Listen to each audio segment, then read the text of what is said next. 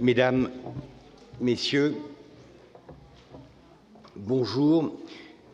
Merci d'être venus à une heure assez inhumaine, surtout le lundi qui est déjà un jour déprimant. Se retrouver ici à 9 h... mardi, ah oui, vous voyez. Bon, ok. Vous savez, les historiens ont un sens du temps qui est assez vague et ambigu, mais même un mardi à 9 h, ça n'est pas évident, et je vous remercie d'être venus. Pour ceux d'entre vous qui suivent mon cours, vous savez que j'essaye de combiner le sujet général de mon cours, qui est l'Empire ottoman et la Turquie face à l'Occident, avec, lors de mon colloque annuel, une incursion dans un domaine qui m'est de plus en plus familier, mais qui est quand même étranger à mes connaissances, celui de l'archéologie, de l'histoire de l'archéologie. Pour deux raisons, parce que je travaille là-dessus depuis quelque temps, et aussi parce que je trouve que c'est un domaine qui est directement lié à la question justement de l'Occident et des relations avec l'Empire ottoman, de l'occidentalisation, la manière dont les Ottomans s'essayent progressivement à une discipline qui n'est pas vraiment, qui ne fait pas partie vraiment de leur panoplie culturelle et intellectuelle. Vous vous souviendrez, certains d'entre vous ont probablement assisté à la première édition de ce colloque l'année dernière, où j'avais abordé la question de la Phénicie autour de Osman Hamdi Bey, qui est une figure de proue de l'histoire intellectuelle de l'Empire ottoman, et quelqu'un sur qui j'ai énormément travaillé, et des autres acteurs de cette découverte de la Phénicie dans la seconde moitié du XIXe siècle, à commencer par Ernest Renan. L'objectif était d'amener, encore une fois, cette interface entre l'archéologie et l'occidentalisation et les relations entre l'Empire ottoman et l'Europe à une dimension très particulière qui impliquait la France, puisque la Phénicie était une découverte française. J'ai parlé de Renan, et nous avons, pendant toute une journée, discuté de cette dimension particulière, de cet épisode particulier de l'histoire de l'archéologie. Aujourd'hui, nous faisons un petit retour en arrière vers cette période charnière entre le XVIIIe et le XIXe siècle, lorsque l'archéologie est en gestation, disons. Je n'ai d'ailleurs pas utilisé le terme d'archéologie, puisque à la fin du XVIIIe ou au début du XIXe, voire même jusqu'à la moitié, jusqu'au milieu du XIXe siècle, il est difficile de vraiment parler d'archéologie. Le terme qui décrit les gens qui s'intéressent aux antiquités, le terme consacré de l'époque est celui d'antiquaire. Et c'est un sujet très vaste qui comprend bien sûr l'histoire des collections et la logique même de la constitution de ces collections depuis le Moyen-Âge, mais en particulier avec la Renaissance, le XVIIe siècle, Péresque, etc.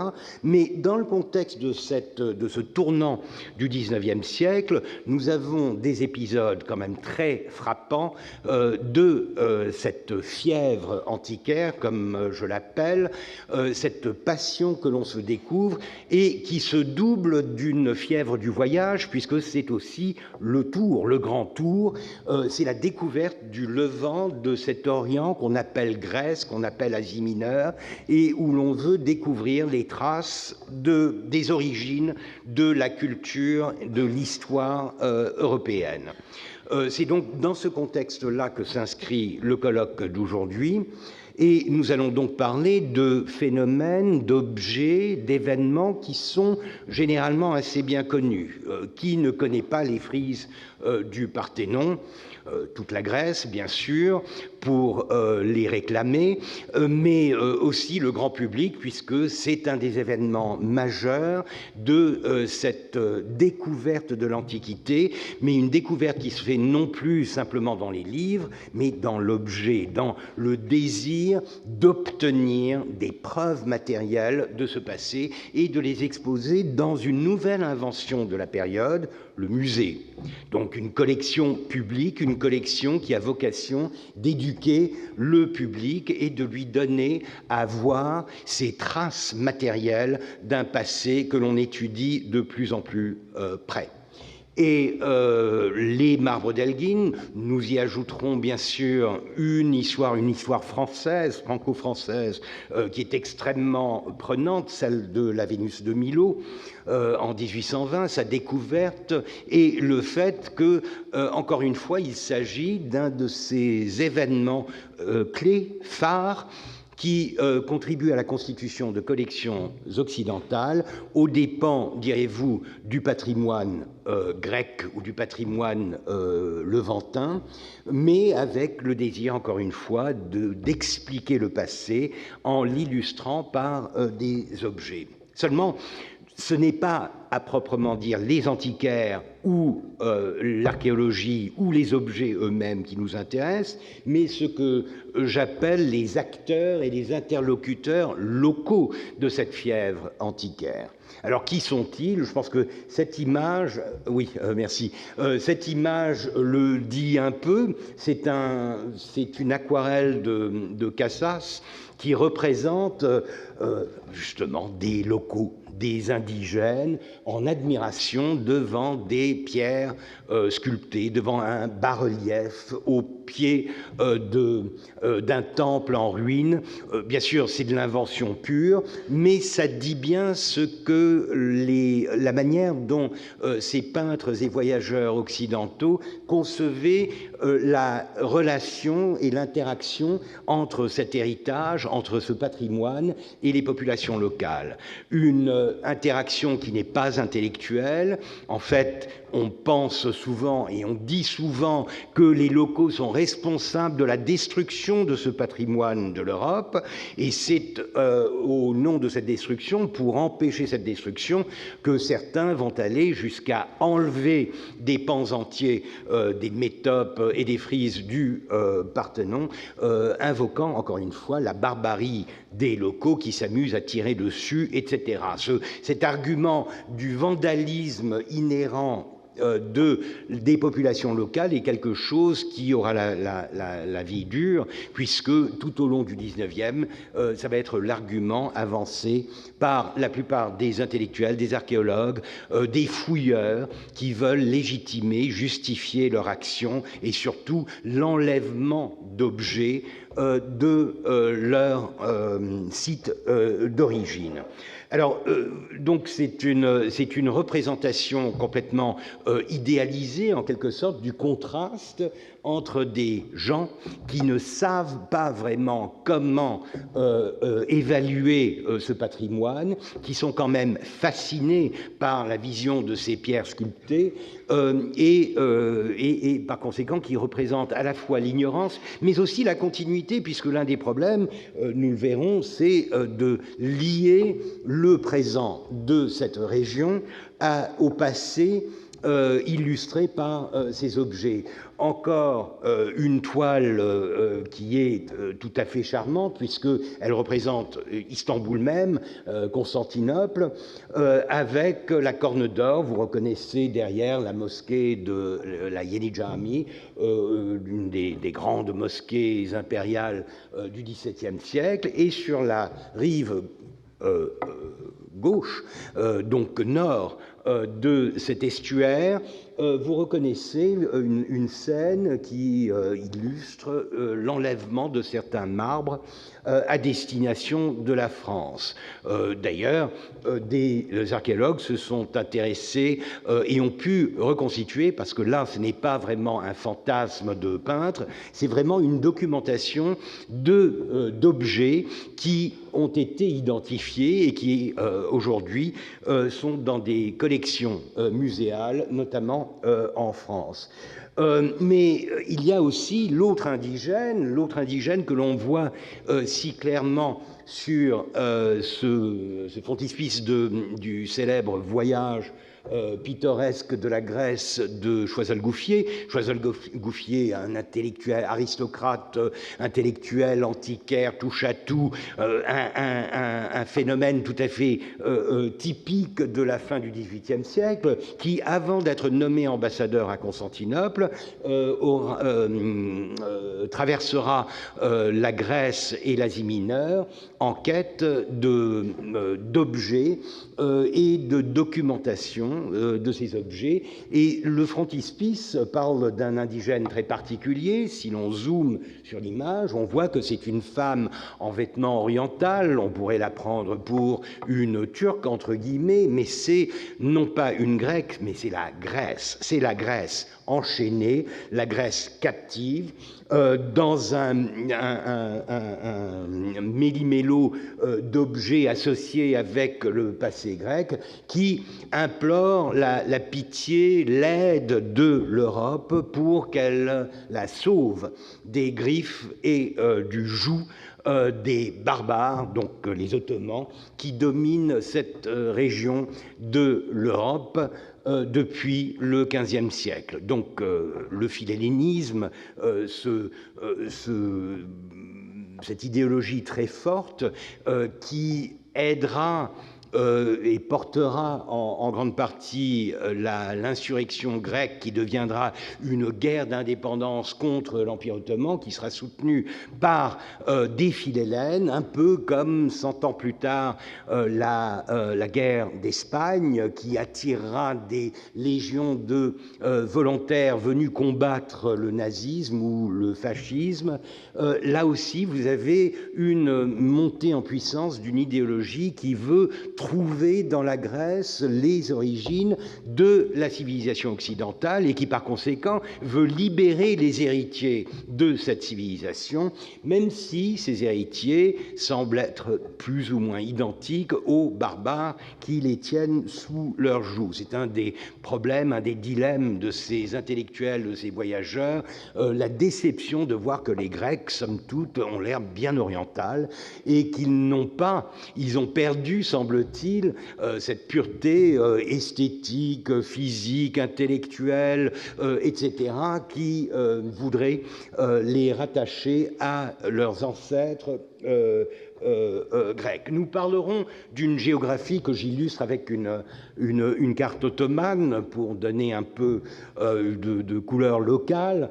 Nous parlerons de sites qui sont assez bien connus, Constantinople tout en haut, Istanbul, la capitale de l'Empire ottoman, où beaucoup de restes de l'Empire byzantin seront convoités par des voyageurs, des diplomates. C'est là que Elgin, Lord Elgin, celui qui repartira avec les frises du Parthénon, c'est là qu'il va s'essayer pour la première fois à l'archéologie en s'attaquant à des vestiges byzantins, notamment des sarcophages en porphyre ayant appartenu à des empereurs byzantins. Premier épisode, si vous voulez, de cette fièvre antiquaire qui vraiment vise l'obtention, l'acquisition d'objets et qui, par conséquent, met ces individus, ces diplomates, ces intellectuels, ces artistes, ces voyageurs en contact avec les autorités locales, avec les autorités ottomanes,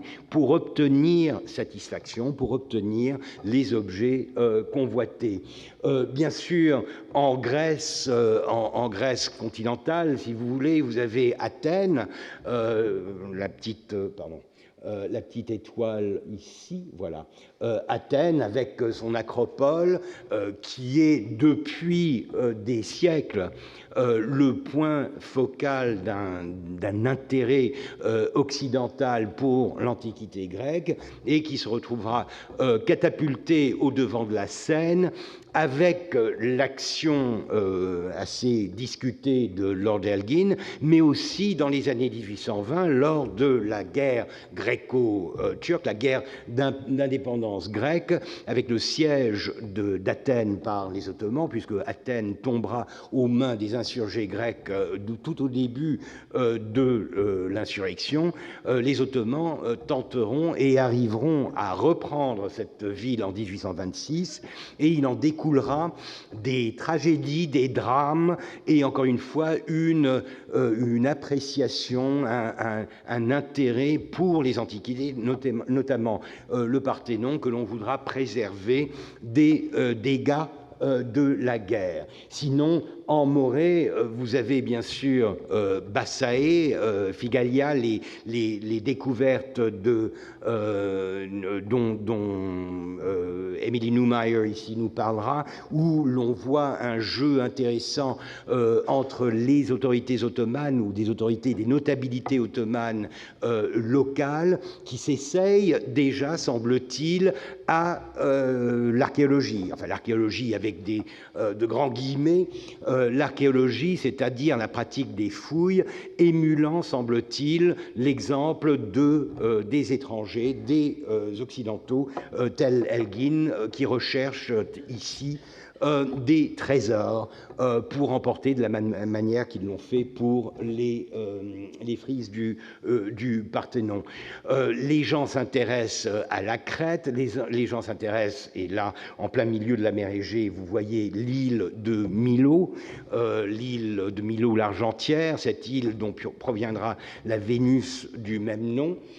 Là aussi mettant en contact les autorités ottomanes et françaises pour l'obtention de cette idole, comme les Ottomans l'appellent, qui viendra décorer les collections françaises, rivaliser en quelque sorte avec l'avantage qu'ont pris les Britanniques sur la France en obtenant les marbres d'Elgin, les marbres du Parthénon. Donc vous avez une rivalité qui va s'étendre jusqu'au Levant, et va impliquer donc la participation d'acteurs locaux, des acteurs qui sont encore une fois des acteurs étatiques, des membres de la bureaucratie ottomane. Il n'y a jusqu'au sultan qui émet des opinions concernant l'acquisition de certains objets. Et puis vous avez la bureaucratie elle-même, la bureaucratie centrale, vous avez la bureaucratie provinciale, les notabilités, et vous avez bien sûr la population locale. La population locale qui n'est pas musulmane dans bien des cas, qui est grecque, et qui par conséquent a des pratiques proto-archéologiques, pré-archéologiques, qui parfois invoquent la magie pour attribuer à des objets une valeur qui les obligera à s'opposer, les incitera à s'opposer à l'enlèvement de certains objets.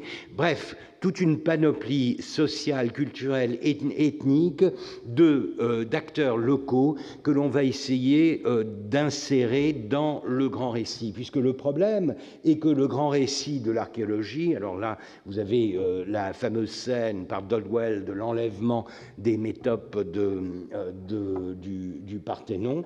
Le problème, c'est que le grand récit ne se soucie guère de la dimension locale. Le grand récit de l'archéologie, il n'a que deux objectifs. La science, si vous voulez, le fait d'interpréter, d'utiliser ce patrimoine pour en tirer des conclusions historiques sur, justement, le grand récit de l'Occident, quelque chose qui lie la Grèce antique à Rome et à l'Europe, et par conséquent, les réactions locales ou la dimension locale des rapports, des interactions avec les autorités ou la population locale a tout au plus le statut d'un épiphénomène qui est parfois raconté, narré dans les rapports, dans la correspondance diplomatique ou dans les récits de voyage, mais qui n'est jamais pris au sérieux parce qu'il ne fait pas partie des considérations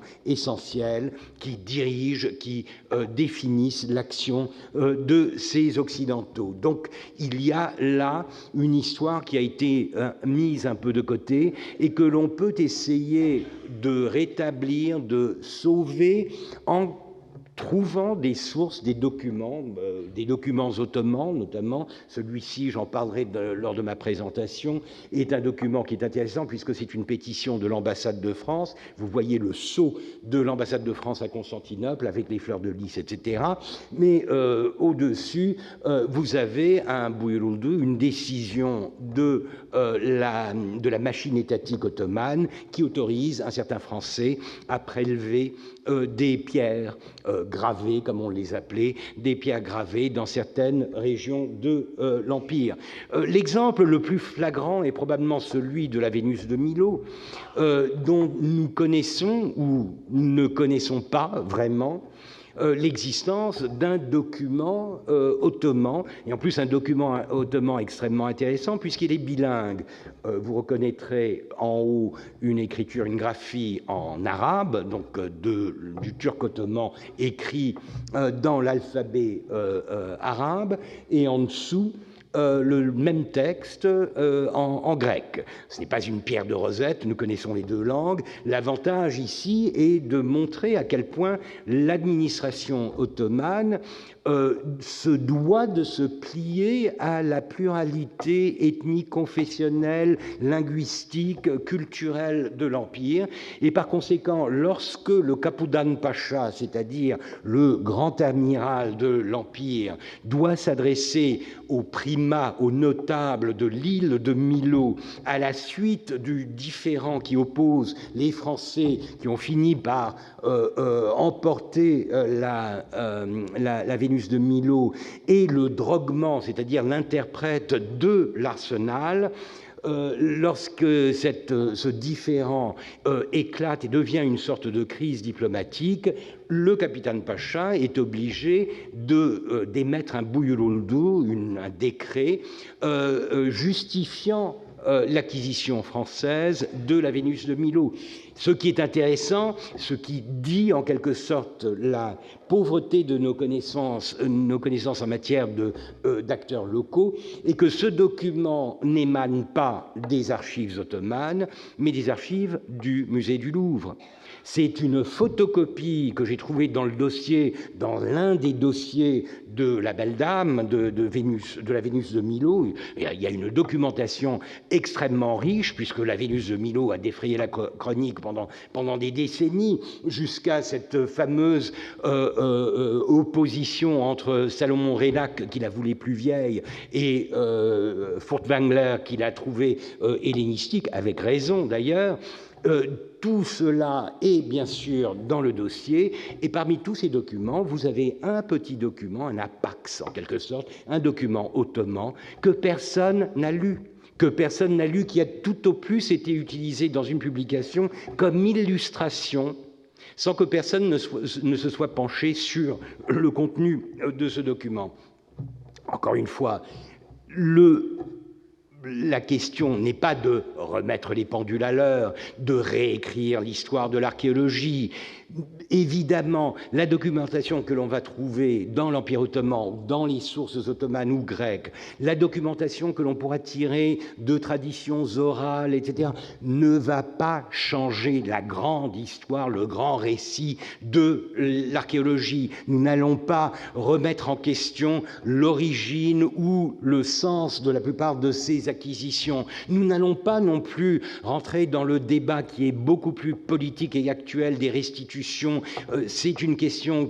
Ce qui nous intéresse, c'est simplement de remettre un peu de lumière sur la dimension locale, faire comprendre que pour un historien, l'archéologie ne peut pas se réduire à un côté simplement de la question, c'est-à-dire la constitution d'un récit eurocentré qui raconte l'acquisition et l'interprétation des objets, que ces objets ont une histoire, un ancrage régional, culturel dans leur pays d'origine, et qu'il est intéressant pour la connaissance historique de se pencher sur cette dimension-là et de ramener un peu de lumière sur la la face cachée, en quelque sorte, des débuts de l'archéologie, la période de cette fièvre antiquaire.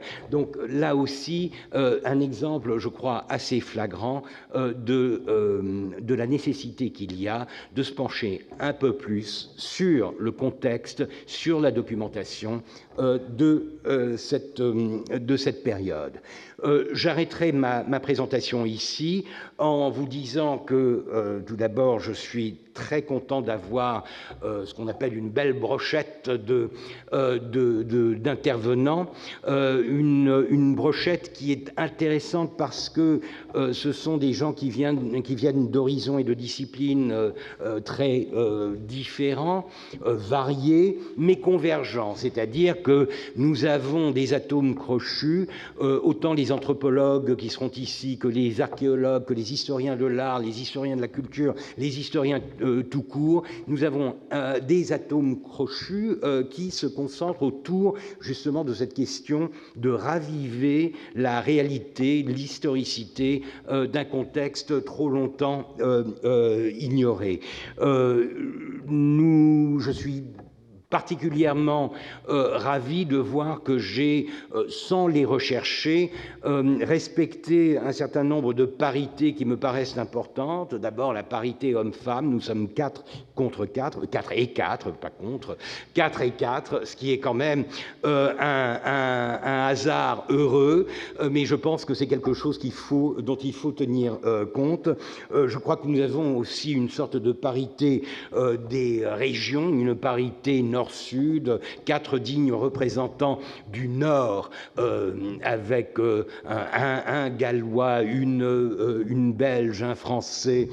Nous avons vraiment donc un palimpseste nordique, si vous voulez. Et puis nous avons les dignes représentants du Sud, les victimes, si vous voulez, ceux dont les noms ont des consonances grecques, une italienne et puis le turc de service, encore une fois, pour parler d'une dimension locale. Nous avons aussi la parité des langues. Alors, ce n'était pas un objectif forcément, mais vous savez à quel point l'anglais est présent, omniprésent dans les humanités, dans les sciences sociales. Nous avons 4 anglophones et 4 francophones, mais en revanche, nous avons le soutien du Collège de France pour une traduction simultanée dans les 2 sens. Donc, pour ceux qui ne l'auraient pas noté, je vous signale que des casques sont mis à votre disposition si vous voulez suivre les interventions en anglais, la traduction en français des interventions en anglais, ou vice-versa, ce que je n'annoncerai pas en français puisque ça n'aurait pas de sens. Donc, voilà, je vais prendre sur moi la charge du maître de cérémonie pour présenter chacun des intervenants. Et je vais commencer, et ce sera l'occasion pour moi de les présenter, vous parler un peu de leur profil et de leurs intérêts. Mais je vais commencer tout de suite en présentant le premier des intervenants, que vous connaissez certainement, Alain Schnapp, qui est un des grands noms, si ce n'est le plus grand nom de l'histoire de l'archéologie, mais aussi de l'histoire de l'archéologie, et quelqu'un qui a énormément travaillé sur la question justement des antiquaires, et ce, dans une perspective pluriséculaire, puisqu'il s'est penché sur des cas aussi bien antiques, médiévaux, de la Renaissance ou de la période contemporaine, et surtout pluriculturel, puisqu'il s'est intéressé aux phénomènes dans ses dimensions chinoises, islamiques, c'est-à-dire l'universalité ou le manque d'universalité dans certains cas de ce phénomène de la collection, de la fièvre du collectionneur et de l'identité de l'antiquaire. Alain Schnapp est professeur émérite des universités. Il est à l'université Paris 1, Panthéon-Sorbonne. Vous connaissez probablement de lui La conquête du passé, aux origines de l'archéologie, qui est une sorte de bible de qui veut s'intéresser à l'histoire de l'archéologie. Ruines, un essai de perspective comparée, là aussi une publication extrêmement importante qui permet justement de replacer le contexte des ruines dans l'histoire culturelle. Il est aussi, je vous l'avais dit, un spécialiste de l'Antiquité, de la cité dans le monde gréco-romain. Il s'est même intéressé, et ça c'est plus récent, avec Pierre Vidal-Naquet à mai 68, mais ça, ce sera pour un autre colloque. En tout cas, je cède ma place à Alain Schnapp, qui va présenter son intervention